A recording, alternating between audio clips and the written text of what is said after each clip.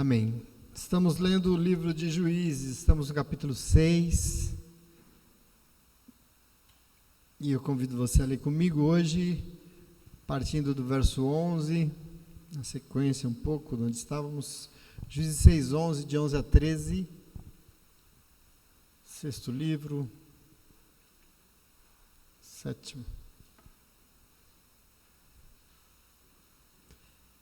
Juízes 6, de 11 a 13, a palavra do nosso Deus diz assim, queridos: Então, o anjo do Senhor veio e sentou-se sobre a grande árvore de Orfa, que pertencia ao abiezrita Joás.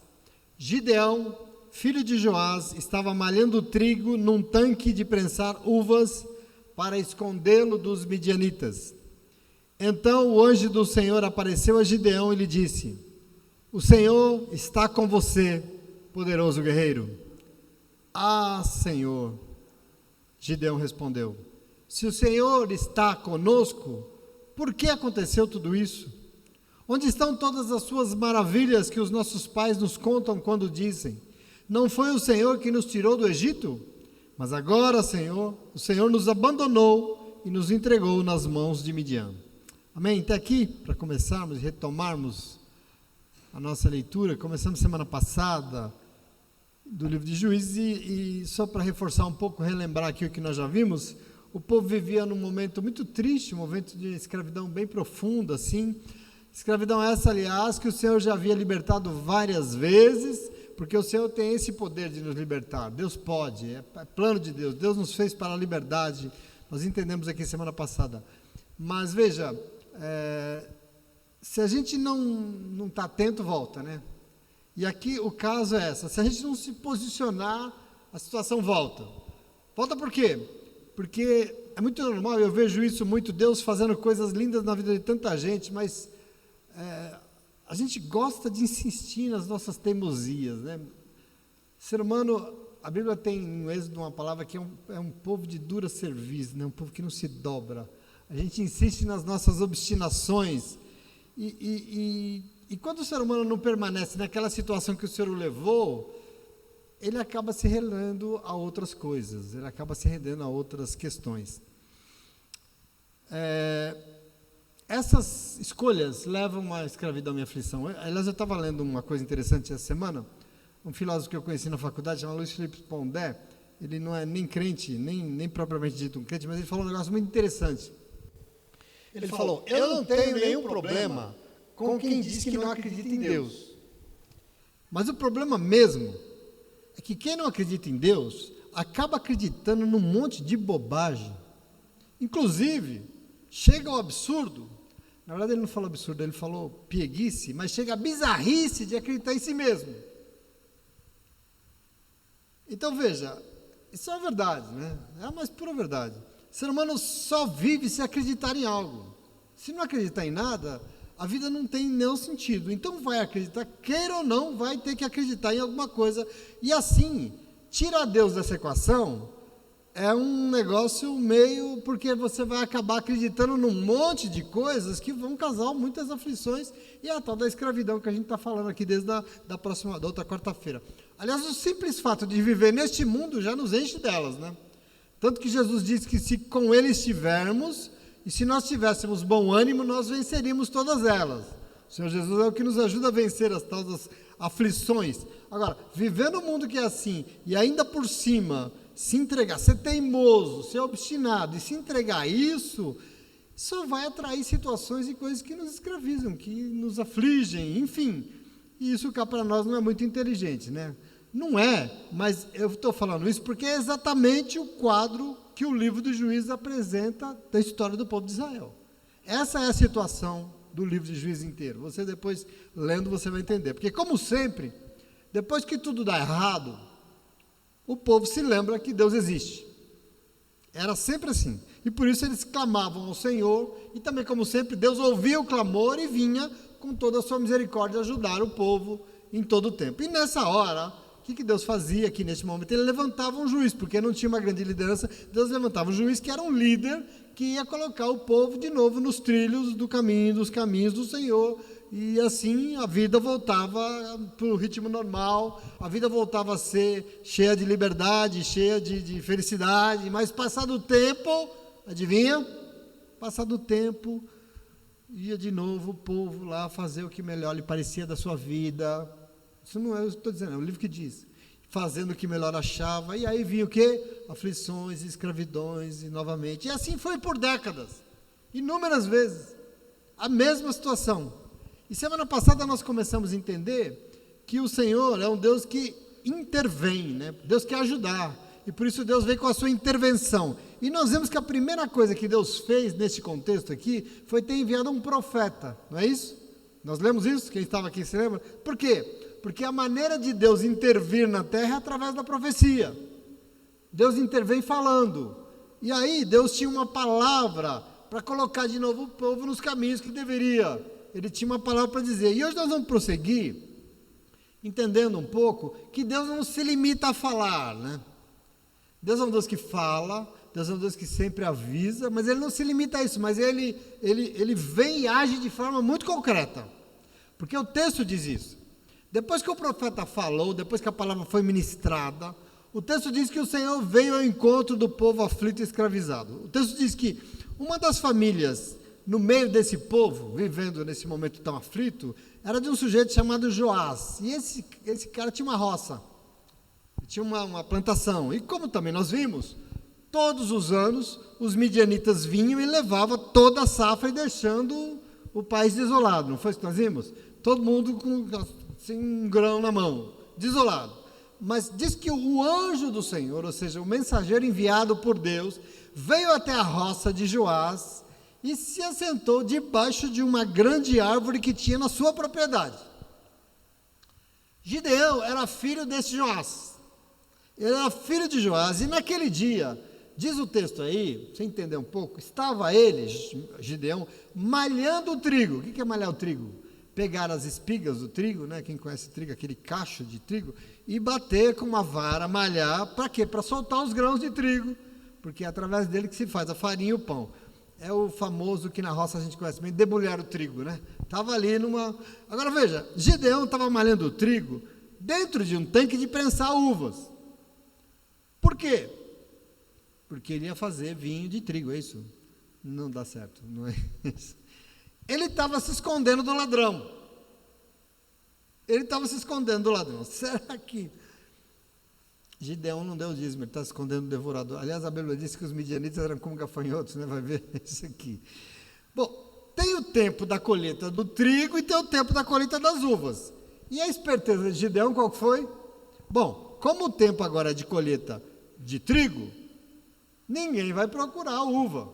Então, o que ele fez? Não era tempo de uva. Ninguém vai até um tanque de prensar uva procurar o trigo, por exemplo, porque lá não está. Então, ele estava assim, batendo, debulhando o seu trigo dentro de um tanque de prensar uva para que ninguém soubesse e não pudesse roubá-lo. E o anjo do Senhor apareceu a Gideão aí. E ele diz o quê? O Senhor está com você, poderoso guerreiro. Veja, e diante dessa saudação que no primeiro momento é um elogio, né, de Deus, Gideão despeja toda a sua mágoa. Com quem? Com Deus. Ah, Senhor, quer dizer, murmurador. Ah, Senhor, se o Senhor está comigo, se o Senhor estivesse comigo, por que então que eu estou aqui escondido, pobre, lascado, como é que eu estou? O Senhor está comigo? Onde é que estão todas as suas maravilhas que os nossos pais falam que o Senhor fez, quando dizem, não foi o Senhor que libertou o povo da escravidão do Egito, mas agora, o Senhor não está conosco em coisa nenhuma, o Senhor nos abandonou e nos entregou nas mãos de Midian. Percebe a fala dele aqui? Percebe o contexto do que ele diz? Ou seja, o Senhor livrou o povo antigo da escravidão do Egito, e agora estamos nós aqui escravizados. Cadê Deus? Esse é o questionamento. E aí eu queria já adiantar para você que se tem que ter um culpado, geralmente não sou eu, né? E se eu não sou o culpado, normalmente sempre as costas mais largas levam a culpa, sim ou não? E por acaso aqui, Deus é o que tem as maiores, né? As costas de Deus são bem grandes. Deus sempre leva o pato. Para Gideão foi assim. E só para ele, né? Graças a Deus.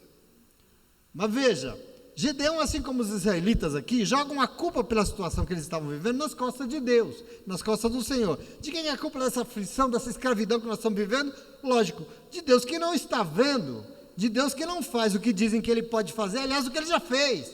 Se Ele já fez, por que Ele não faz de novo?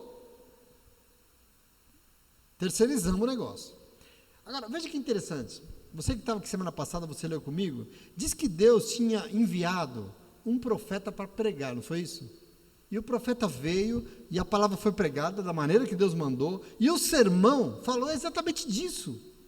Falou exatamente isso aqui, porque o que foi revelado era onde estava o problema, foi revelado porquê de toda aquela aflição, foi dito pela palavra porquê de toda aquela escravidão, e segundo a palavra, foi o próprio povo em ser teimoso e não ouvir o Senhor que atraiu tudo aquilo para si mesmo, foi o que foi pregado. Agora me parece, aliás o anjo diz, vocês parecem surdos, porque eu falei, vocês não me ouviram, né? Agora, diante dessa palavra, parece que Gideão não foi no culto naquele dia. Ou se ele foi, ele não prestou atenção na palavra, ele estava desatento olhando para a janela, não sei. Mas já tinha sido dito isso. Foi essa palavra. Por isso, quando Deus diz que ele era com Gideão, Gideão falou, comigo não. Comigo não, porque tudo que eu estou passando é exatamente porque o Senhor não está comigo. Aliás, a culpa é do Senhor, porque o Senhor nos abandonou, e por isso nós estamos vivendo isso. Entende aqui o momento que está acontecendo? Agora veja o verso 14, só para você entender como é que vai essa história, e aonde é que ela nos leva. E diz o texto que o Senhor se voltou para ele e disse, com a força que você tem, Gideão, vá libertar Israel das mãos de Midian. Não sou eu quem o está enviando? E Gideão respondeu, Senhor, como posso libertar Israel? Meu clã é o menos importante de Manassés. Eu sou o menor da minha família. Eu estarei com você, respondeu o Senhor, e você derrotará todos os midianitas como se fosse um só homem. Veja, o Senhor aqui dá uma ordem para ele, né? Com a força que você tem, vai libertar Israel dessa escravidão. E na cabeça de Gideão tinha o quê? Senhor, a velha murmuração pura. Força? Que força? Ele devia estar pensando que o senhor endoidou de vez? Forte eu? Acho que o senhor está assistindo muito filme da Marvel, né? Ou está vendo muito fake no Insta. Força! Minha família é a menor, a menos importante das tribos. Eu sou o menor e o mais insignificante da minha família. Como assim, com a força que eu tenho? Eu não tenho força nenhuma. Bom, algo que não tinha entrado na cabeça de Gideão, não sei se porque ele não ouviu a palavra, mas eu queria saber, você está ouvindo a palavra nessa noite? Portanto, precisa entrar na nossa cabeça. Isso é muito importante, querido. É que Deus não escolhe gente muito importante. Gente não escolhe gente muito capacitada. Gente não escolhe gente muito sabida, muito forte, muito poderosa para fazer o que precisa ser feito aqui na terra. Me mostra quem foi esse que Deus escolheu na Bíblia inteira. Me mostra. É muito pelo contrário. Inclusive o apóstolo Paulo diz em 1 Coríntios que Cristo é sabedoria e poder de Deus e só Ele é. E aí, no capítulo 1, versículo 18 da 1 Coríntios, ele vai dizer o seguinte, presta atenção. Pois a mensagem da cruz é loucura para os que estão perecendo, mas para nós que estamos sendo salvos é o poder de Deus. Pois está escrito, destruirei a sabedoria dos sábios e rejeitarei a inteligência dos inteligentes. Onde está o sábio? Onde está o erudito? Onde está o questionador desta era? Acaso Deus não tornou louca a sabedoria deste mundo?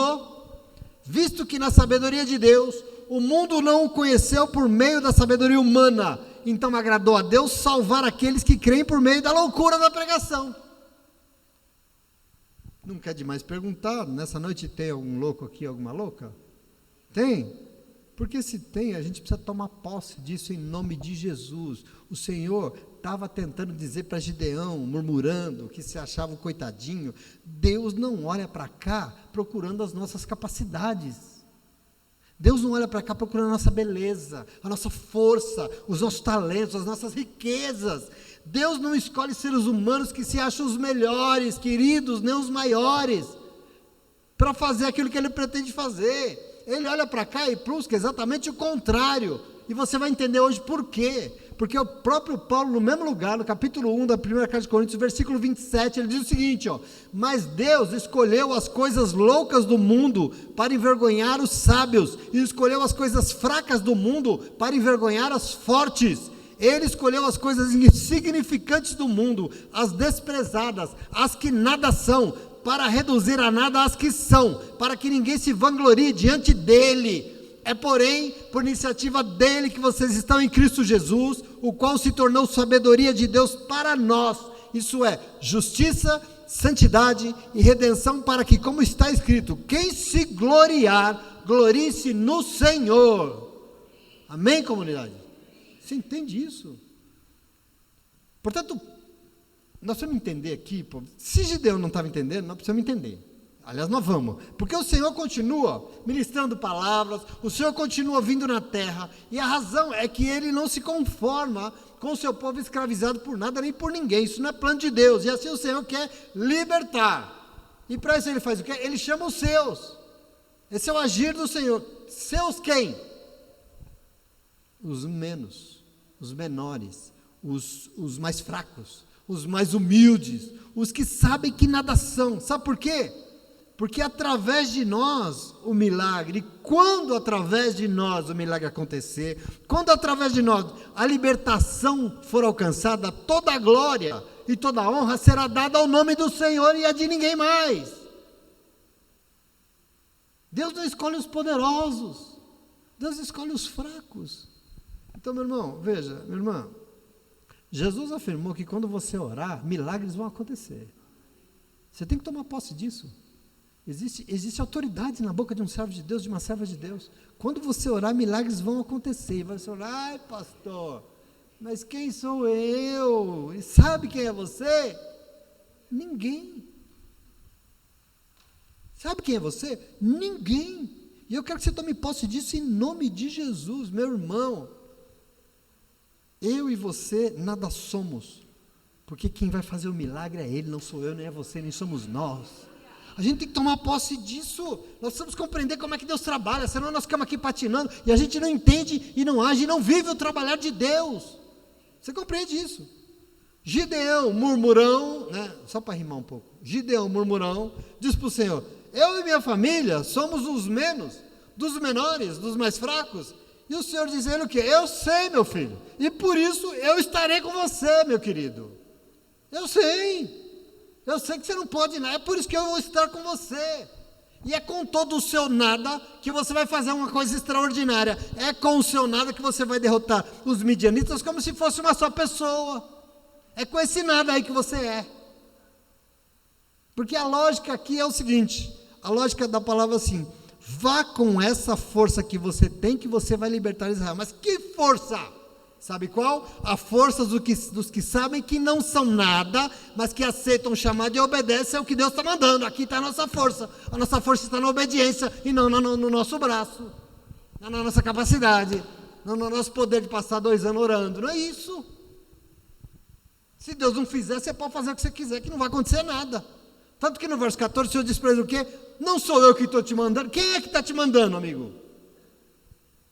A força dos que sabem que são nada, mas são loucos o suficiente para ir, mesmo sabendo que não sabem, mas vão, porque sabem que Ele, Cristo, que é a sabedoria e o poder de Deus, e é Ele quem vai fazer, não nós. Meu irmão, pensa comigo, cadê o poder de Deus para libertar as pessoas de toda escravidão? 2 de Coríntios capítulo 12, verso 9, presta atenção. Mas ele me disse, Deus disse para ele, a minha graça é suficiente para você, a minha graça te basta, pois o meu poder se aperfeiçoa na... A gente vem para a igreja buscar o poder de Deus, né? Tem alguém aqui que quer o poder de Deus? O meu poder se aperfeiçoa na fraqueza. E aí ele vai dizer então, tá bom, portanto eu me gloriarei ainda mais alegremente em minhas fraquezas. Para quê? Para que o poder de Cristo repouse em mim. Por isso, por amor de Cristo, regozijo-me nas fraquezas, nos insultos, nas necessidades, nas perseguições e nas angústias. Porque quando sou fraco, assim é que sou. Nós estamos vivendo um tempo de igreja de gente forte demais, de gente poderosa demais, de gente cheia de cargo demais. E a gente não pode abrir mão disso aqui, em nome de Jesus. Isso é importante demais. Como difícil é entender isso nos dias de hoje, que nós estamos vivendo de uma igreja que se pretende forte. Afinal, o mundo de hoje diz que o mundo não é para os fracos, sim ou não? Né? E eu fico pensando, que bom, né? Porque Jesus disse que nós não somos do mundo mesmo, né? Se o mundo é para os fortes, eu não sou dele, não. Graças a Deus. O que manda no mundo é o poder, o que manda no mundo é a grana, o que manda no mundo é o cargo, é ser o melhor, o maior, o mais famoso. Mas veja, nada disso fará de nós seres humanos aperfeiçoados, nada disso fará de nós pessoas melhoradas, porque ser humano que quer se aperfeiçoar em tudo, que quer fazer a diferença nesse mundo, precisa reconhecer que quando ele é fraco, que se levanta aquele que é sabedoria e poder de Deus na sua vida. Jesus não age na vida de quem é forte demais, Jesus não age na vida de quem é resistente demais, Jesus não age na vida de quem é pedreira demais. Anda difícil quebrantar o coração, né? Anda difícil chorar nos pés do Senhor, não anda? Eu fico pensando no engano de tantas pessoas que diante da missão que Deus lhes deu, responde as mesmas coisinhas aqui. Eu não sei. Eu não consigo, eu não posso, eu não tenho dinheiro, eu não tenho capacidade, eu não tenho forças. E aí sabe o que eu fico pensando? Mas é que não é para ter mesmo. Não tem que ter mesmo. Porque se você tem tudo isso, para que você precisa de Deus? Não tem que ter mesmo. Entende a loucura que ninguém entende? Aliás, Gideão também não está entendendo. Algo que muitas vezes nos falta é que se foi o Senhor que comissionou, foi o Senhor que nos deu a missão, Ele vai garantir. A garantia vai vir dele, não vai vir de nós. Ele mandou, então faz, porque esse foi ele. Observe que o Senhor está assumindo a responsabilidade pela missão que ele estava dando para Gideão de libertar o povo todo. Ele diz, não. Antes de tudo ele falou, eu serei contigo. Vai porque eu não vou te abandonar. Eu que estou te mandando, ele disse claramente. Lembra de Josué? Não foi a mesma situação? Josué 1,9, o Senhor falou por quê para ele? Não fui eu que te ordenei, Josué. Seja forte e corajoso, não se apavore, não desanime, pois o Senhor, o seu Deus, estará com você por onde você andar. E aí vai dar certo. Por quê? Porque eu estarei contigo. Onde é que está a nossa força, meu irmão? Na nossa capacidade, na nossa sabedoria. Presta atenção em nome de Jesus. É assim que Ele faz, é assim que Ele age. E nós precisamos nos apossar dessa forma de agir de Deus. Porque senão, o Senhor precisa do que na vida? O Senhor não precisa de nada. Do que Deus precisa? Deus precisa do nosso dinheiro? Você acha que Deus precisa dessa igreja? Deus precisa de você? Deus precisa de mim? Deus precisa de microfone? Deus precisa do quê? Deus não precisa de nada. Acontece que Ele escolheu homens e mulheres que admitem que são nada, que admitem que não tem força nenhuma, mas que ouvem a sua voz mandando, e porque crê, tem fé, vai lá e obedece. Querido, Gideão não estava entendendo que quem Deus chama são realmente os fracos. É assim que Deus faz. O Senhor chama os menores, os mais insignificantes aos olhos do mundo. Por quê? Porque grande é Ele, não o povo. A vitória, você vai entender, não vai vir de nós. A conquista não é nossa, é de Deus. Quem tem que ser glorificado com as nossas vitórias não somos nós. É o Senhor, em nome de Jesus. E aí, presta atenção. Isso vai ser construído de uma forma muito forte nesse momento, na palavra de Deus, aliás, em todo o tempo. Deus não chama gente que se acha boa demais. Deus não chama gente que se acha forte demais.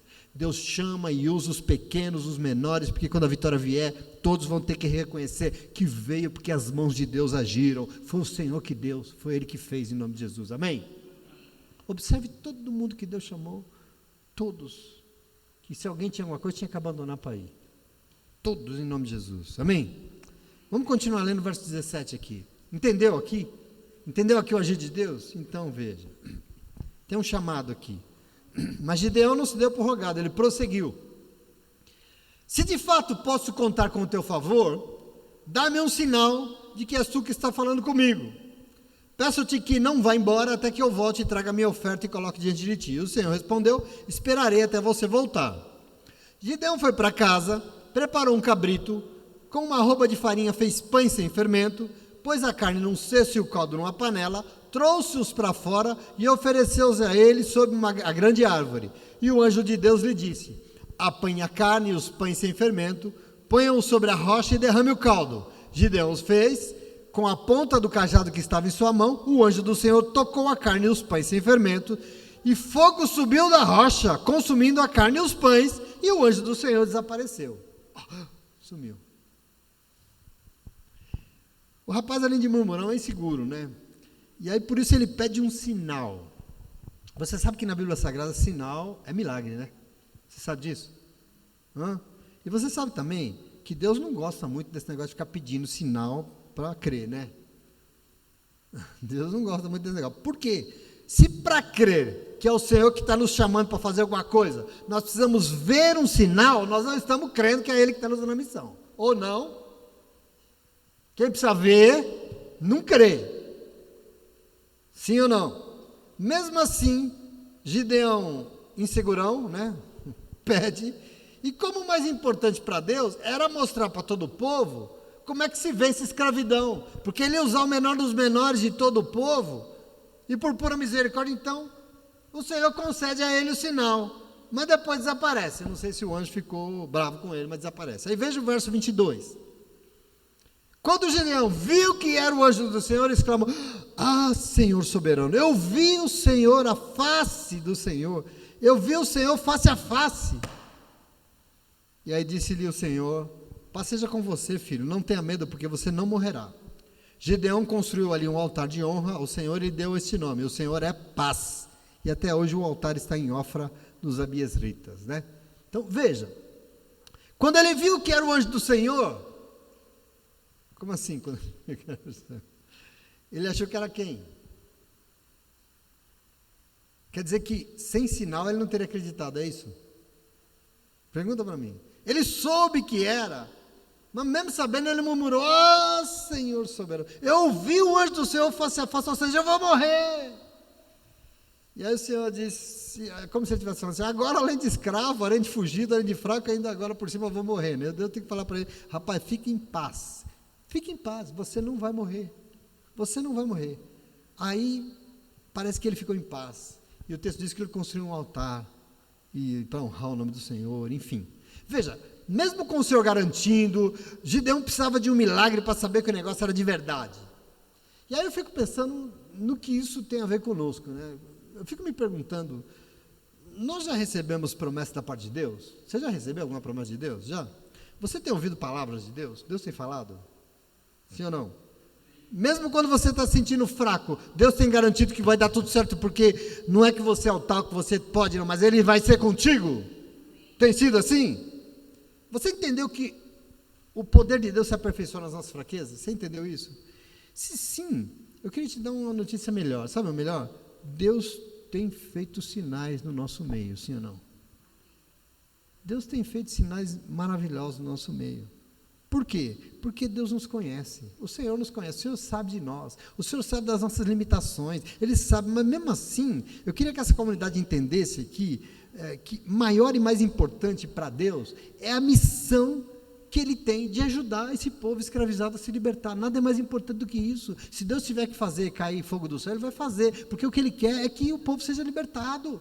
Ele vai fazer milagres, Ele vai fazer. Por isso, independente das nossas limitações e falhas, entenda que foi a mim e a você que Ele escolheu. Ah, mas então Ele escolheu você. Quem colocou você nessa situação foi o Senhor, não fui eu. Ele te escolheu. Amém? Sim ou não? Ou fui eu? Não, né? Foi o Senhor. Veja que Gideão precisava de um sinal.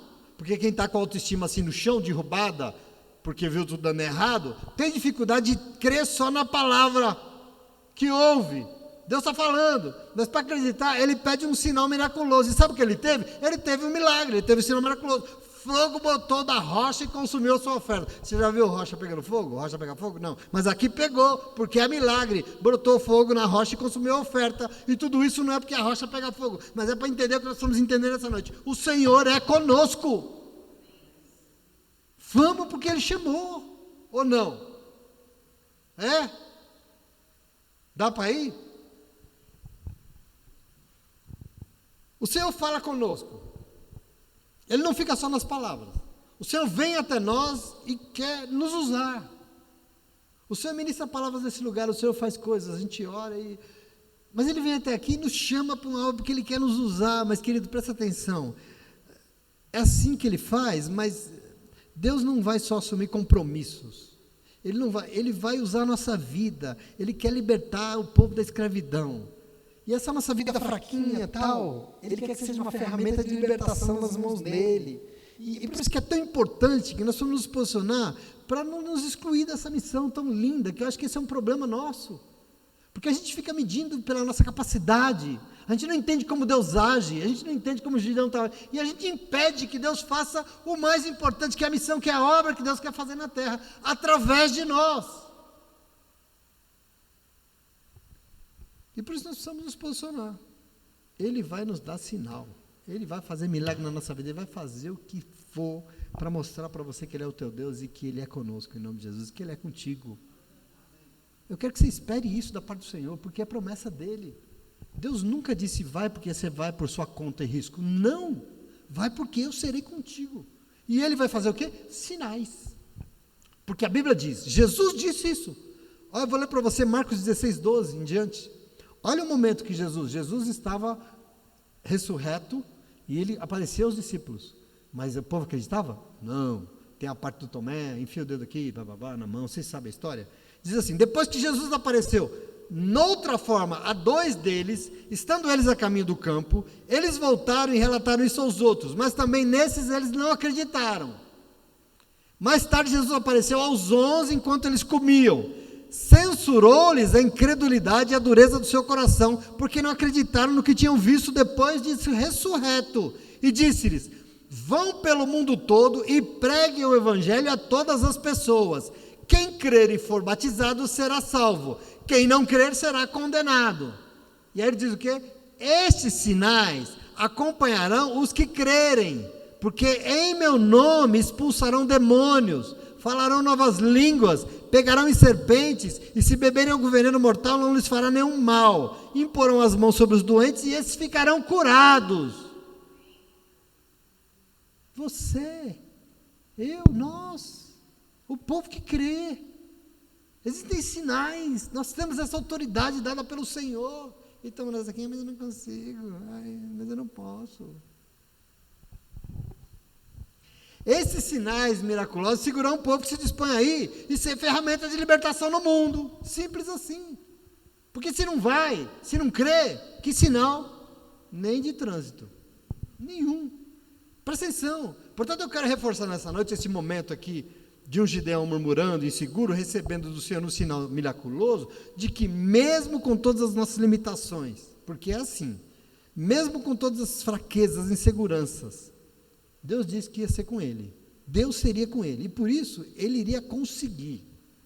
Meus irmãos, o dia em que nós, a igreja do Senhor, nós que fomos chamados, o povo chamado pelo Senhor, nós renunciarmos e deixarmos de crer que o Senhor pode fazer milagre, acabou para nós.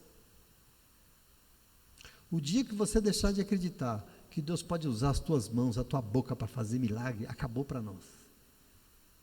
Porque isso significa que não tem fé. Você precisa crer que Deus vai te usar, precisa ter ousadia, tem que abrir a boca e falar do Senhor, tem que ministrar, tem que dizer, mas eu não fiz teologia, abre a tua boca, Jeremias, mas eu não sei falar, mas quem vai falar sou eu, cidadão, eu vou pôr as palavras na tua boca. Ai Moisés, mas eu sou gago, aí dou um jeito, eu arrumo alguém para falar no seu lugar, mas vai porque eu estou mandando. Em nome de Jesus, nós não podemos renunciar a isso nunca, nunca, porque senão acabou. O que sobra? Não sobra nada. E nós temos que crer dessa forma. Eu sou de uma tradição, e eu quero reforçar isso aqui nessa noite, que crê que o Senhor é capaz de fazer infinitamente mais de tudo que nós pedimos ou pensamos. Eu creio nisso. E o Senhor faz isso porque isso está de acordo com tudo que nós meditamos. O poder de Deus atua em nós e através de nós, e é por isso que nós vamos ver infinitamente mais coisas que nós nunca pedimos e que nós nunca pensamos, porque o poder de Deus atua através de nós, amém, comunidade? Quem faz é o Senhor, não é você. Quem age é Deus, não é você. Você é ferramenta. Mas ele não fala de não é nada, mas esse nada é que Deus quer. Ele tem poder para fazer coisas que nós jamais imaginávamos na vida, nunca, desde que nós nos dispusemos a nos envolver com a missão que Ele quer nos dar. É simples assim. Esse é o fato. Portanto, eu quero encerrar, porque já está acabando, implorando para você, não renuncie jamais ao chamado que Deus tem na tua vida. Não faça isso. Porque aí não tem poder, não tem milagre, não tem sinal, não tem nada. Você entende isso, sim ou não? É uma condição básica. Você pode até achar que a tua vida não está num bom momento, você pode até achar que a tua autoestima está muito baixa, você pode até achar que você não está capacitado, você não está qualificado, você não está preparado, mas entenda, mesmo assim não abra mão, não renuncie, vai lá, dá uma de louco, se posicione, se disponha, diga eu vou, eu quero, Deus me ajuda, Deus fala, porque o Senhor quer, Ele espera isso de nós. Quando a gente não vai, a gente não aceita, sabe o que sobra? Gideão escondido, com medo do ladrão, murmurando e reclamando, Deus me abandonou, Deus não é comigo, Deus não está vendo minha situação, Deus não está vendo que eu estou desempregado, Deus não tá... E Deus está falando, vai lá meu amigo, vai lá que eu sou contigo, vai porque eu vou na frente em nome de Jesus, amém? Vai lá e se envolva, sabe por quê? Porque Ele vai usar a sua vida, Ele vai usar a sua vida, e os milagres vão acontecer, você crê nisso? Coisa que você nunca imaginou vai acontecer, meu irmão, em nome de Jesus. Entenda que se for de acordo com a vontade de Deus, ou seja, se não for nós nos rendendo aos nossos discursos, aos nossos papos furados, às nossas teimosias, às nossas desculpas, mas se for humildemente reconhecendo que sem Ele não vai acontecer nada, e por isso nós vamos obedecer, nós vamos ser essa ferramenta de libertação na terra, pode acreditar, Deus vai fazer milagres, maravilhas na tua vida e através da tua vida, em nome de Jesus, amém? Se crê nisso? Eu quero que você saia daqui hoje de posse dessa fé. Esse moço nos ensina coisas, essa palavra nos ensina isso, meu irmão. Deus tem coisa para fazer no mundo, Ele tinha no tempo de Gideão, e Ele tem coisa para fazer hoje. Porque tinha gente escravizada lá e tem gente escravizada hoje aqui, tem ou não tem? Você conhece, não conhece? Gente escravizada, você conhece? Pois é, e sabe o que Deus quer? Ele quer os Gideãos aí, dispostos a falar assim, eu não sou nada, eu não sei nada, eu não posso nada, eu não tenho nada, eu nem nada, mas é com esse nada que Deus vai me usar, eu vou abrir a minha boca, e isso vai acontecer em nome de Jesus, porque Deus é bom. Você toma posse disso? Você entendeu isso? Então eu quero que você glorifique o nome do Senhor, com essa tua fé assim, pode até aplaudir se você quiser, dê glória a Deus porque Ele é bom e Ele te ama. Em nome de Jesus, amém?